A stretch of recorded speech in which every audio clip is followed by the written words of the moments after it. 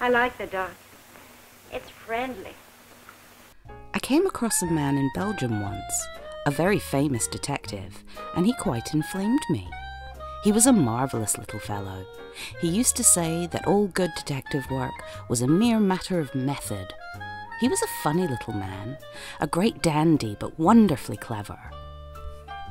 Poirot was an extraordinary-looking man. He was hardly more than 5 feet 4 inches, but carried himself with great dignity. His head was exactly the shape of an egg, and he always perched it a little on one side. His moustache was very stiff and military. The neatness of his attire was almost incredible. I believe a speck of dust would have caused him more pain than a bullet wound. Yet this quaint, dandified little man, who I was sorry to see now limped badly, had been in his time one of the most celebrated members of the Belgian police force. As a detective, his flair had been extraordinary, and he had achieved triumphs by unravelling some of the most baffling cases of the day. These descriptions are from the perspective of Arthur Hastings, and of course, he's talking about Poirot.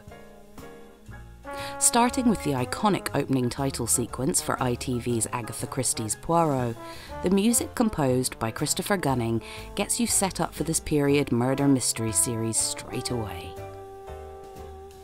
There are quite a few murder mystery shows that I turn to when I need some comfort viewing, and Poirot is right at the top of the list. Alongside Murder, She Wrote and Miss Marple and Midsummer Murders, you get the point. I like nothing better than to curl up with a cosy murder, and if you're also a ghoul like me and like to engage in these cosy murder mysteries, then Agatha Christie's Poirot is for you. Agatha Christie's Poirot debuted on ITV on the 8th of January 1989. The series was the brainchild of Clive Exton and producer Brian Eastman, who had both been working in television for a number of years. Agatha Christie's Poirot ran from 1989 to 2013 and has become a part of British television history. I actually remember putting off watching the very last episode, Curtain, because I knew it was going to break my heart. I love Poirot. It is such a comfort watch for me. It brings back so many nice memories of watching it with my mum when it started airing in 1989, when I was just 8 years old. I was already familiar with Miss Marple and Agatha Christie in general, and I enjoyed them a lot, but Poirot was different. Even though I love Miss Marple, especially Joan Hickson and Margaret Rutherford's performances, this fussy little Belgian truly stole my heart. Before Poirot, David Suchet was a well-known actor and had in fact played the part of Inspector Japp in the TV movie adaptation of 13 at Dinner in 1985, alongside Peter Ustinov as Hercule Poirot. Many actors over the years have portrayed Poirot, the most well-known of which are Albert Finney in the 1974 version of Murder on the Orient Express, and Peter Ustinov, who played Poirot no less than 6 times. And of these two performances, I do prefer Ustinov's take on Poirot. But neither of them captured what David Suchet managed to do in the series. It's the attention to detail that he brought to the role, and of course that little twinkle in his eye. They really lucked out on finding an actor who was able to match the physicalities of the role. David Suchet was approached to play the part of Poirot and had the approval of the Christie estate, as Agatha had sadly passed away in 1976. The series would continue until the 13th of November 2013, when all the Poirot stories had been adapted. The main players in Agatha Christie's Poirot are as follows. Obviously, we have Hercule Poirot himself, so let's start there. Poirot was a police officer with the Belgian police before becoming a refugee during World War I. Official records from the time estimate that 250,000 Belgian refugees came to Britain during World War I. He runs his business from his apartment in Whitehaven Mansions, a beautiful Art Deco building, which is actually Florin Court in London, should you ever want to visit it. And as David Suchet mentions in the documentary Being Poirot, Poirot chose this particular building because of its symmetry. Poirot is fastidious in many aspects of his life. He comes across as fussy, narcissistic, arrogant and snobby. But over the course of this season, we find out that he's not afraid to tell a lie to get what he needs. He can cook. He's not motivated by money. He smokes. And he treats everyone with the same level of respect, whether they are police chiefs or maids. And that's one of the most endearing aspects of Poirot for me. I like that he doesn't treat the so-called lower classes any differently than he would someone of his own standing. Class was a big deal back in the 30s, kind of still is today, and class politics is something that pops up quite a bit in Poirot, and I could do a whole video on that alone, but I won't for now. But if that's something you'd be interested in, let me know in the comments. Next up we have Arthur Hastings. Hastings, played by Hugh Fraser, is the human equivalent of a Labrador. He's trusting and innocent. He has a fondness for fast things and redheads. He's unquestionably loyal to Poirot, and he's often a great help, even if he doesn't really understand what he's doing and why he's been asked to do it. Hastings was a former British Army officer who served in World War I. He's brave and is often used by Poirot for the more physical side of sleuthing, like catching and subduing criminals. Poirot and Hastings have a special relationship that allows for him to mock Hastings from time to time, but they clearly enjoy each other's company and make for a great team. Then we have Miss Lemon, played by Pauline Moran. Miss Lemon is the absolute picture of perfection. Her perfectly coiffed hair, her immaculate sense of style and fashion, and of course her fastidious and extensive filing system. Miss Lemon doesn't appear in as many episodes as she should. It's really nice that the writers added her into more stories where she didn't appear originally in the books, and added much more of her in the stories that she did appear in. Much like Hastings, Miss Lemon is very fond of Poirot and is well versed in his idiosyncrasies. Together with Hastings, she helps Poirot in various ways, from sourcing information to interviewing suspects to pretending to be a medium. She's a firm favourite of mine.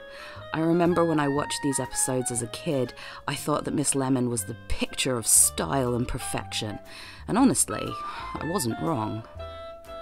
And then we have Inspector Japp, played by Philip Jackson. As a working-class inspector at Scotland Yard, he's initially a little sceptical of Poirot and his abilities as a detective, but he quickly comes round and they form a friendship. Frequent asides about Mrs. Japp, who, much like Maris in Frasier, we often hear about but never see, and his status as an overworked and underpaid inspector often lends itself well to the lighter comedy that we see in these early episodes. I'm basing this video on the ITV version of Poirot, played by David Suchet, and while I have read some Poirot books and stories, I've not read all of them, whereas I have seen every episode of the show multiple times. David Suchet is perfect as Poirot, and I will not be taking questions at this time. There are 10 episodes in Season 1, and all are adaptations of short stories, which I think is a great way to start the series. Most would assume they'd maybe start with some of the big hitters like Death on the Nile or An Appointment with Death, but in choosing to start with the short stories, it gives the audience time to develop a rapport with the character before we get to those meatier stories. These 10 episodes are a great introduction to the characters we'll be spending our time with. The stories are good, although a couple of them are a little uneven in terms of plot, but overall, these 10 episodes are not too dark and really set the tone for the coming seasons. The attention to detail in this series is frankly delightful to see. I love the design and style of pretty much everything 20s and 30s, and we get to see so much of it in this series, from Poirot's flat and Hastings' cars to the fashion and the architecture. There's also a lot to talk about when it comes to colonialism and racism in the series. There is unfortunately a very cringy moment concerning the Chinese laundry service Miss Lemon uses for Poirot's shirts in Murder in the Mews. And it very much feels like something added in for the audience to laugh at, as opposed to coming from the source material.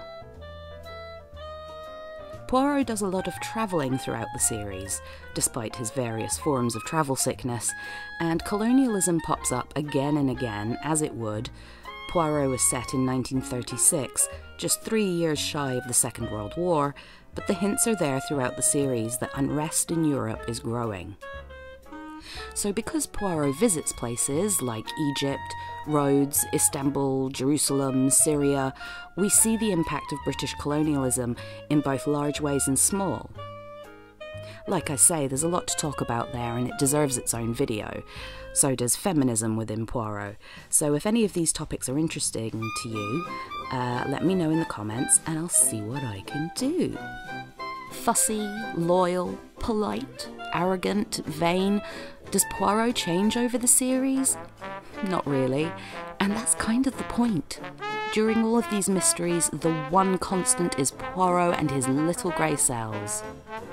He's often underestimated due to his nationality and lack of official police title, but he is always able to use this to his advantage.